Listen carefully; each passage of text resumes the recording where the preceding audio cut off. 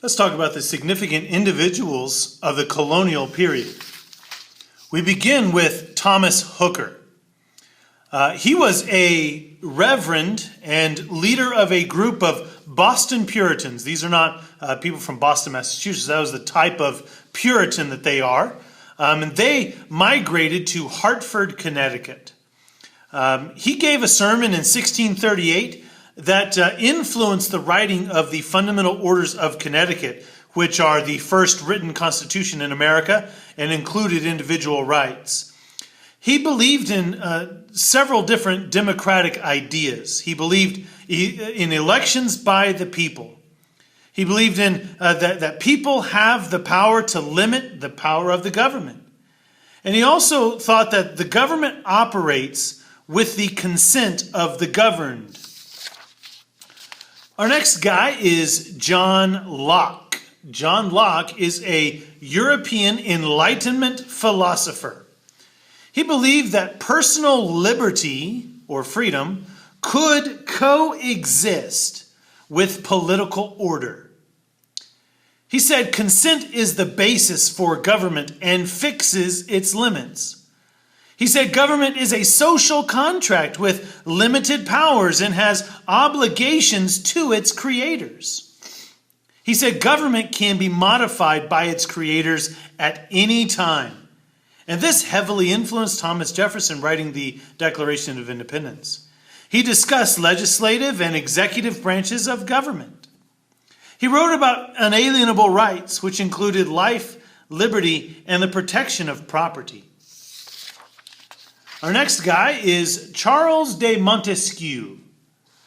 He expanded on John Locke's beliefs, and he added the judiciary to Locke's executive and legislative to make three branches of the government. He wrote on separation of powers between those three. And he believed that in a republic, education is an absolute necessity. Our next guy is William Blackstone. He's an English judge, jurist, and professor who wrote the historical analysis essay on common law. They call these the Commentaries on the Laws of England. Sounds super exciting.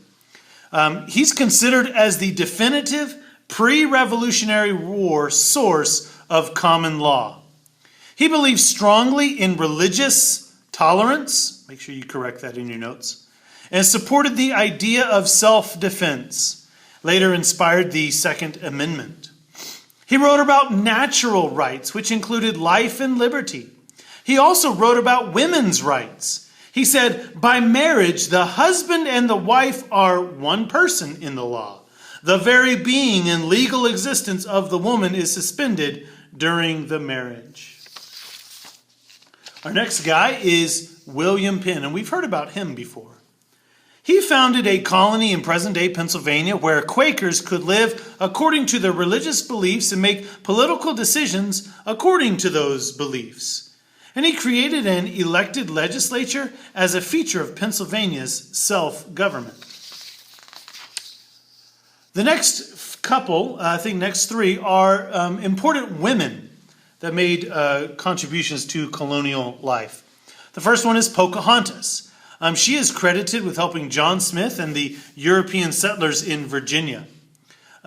Accounts vary whether or not she was actually at Jamestown and had contact with settlers, but all of these myths and stories about her just are kind of wild. And I guess we can thank Disney for all of that confusion. Our next lady is Anne Hutchinson. Anne Hutchinson is a rebel at heart. And she's a rebel because she led Bible studies, which brought into question Puritan theology and divided the community in Boston because, remember, women weren't allowed to take a leadership role in the community or in the church. She was brought to trial, convicted, and banished from the colony. She and her supporters resettled in Portsmouth, Rhode Island. She later moved to New York City. Our last significant individual is Eliza Pinckney. She's credited with developing indigo as a cash crop, first on her family's plantation in South Carolina and then throughout the South. Indigo became the second most profitable crop, and more than 1/3 of exports consisted of indigo.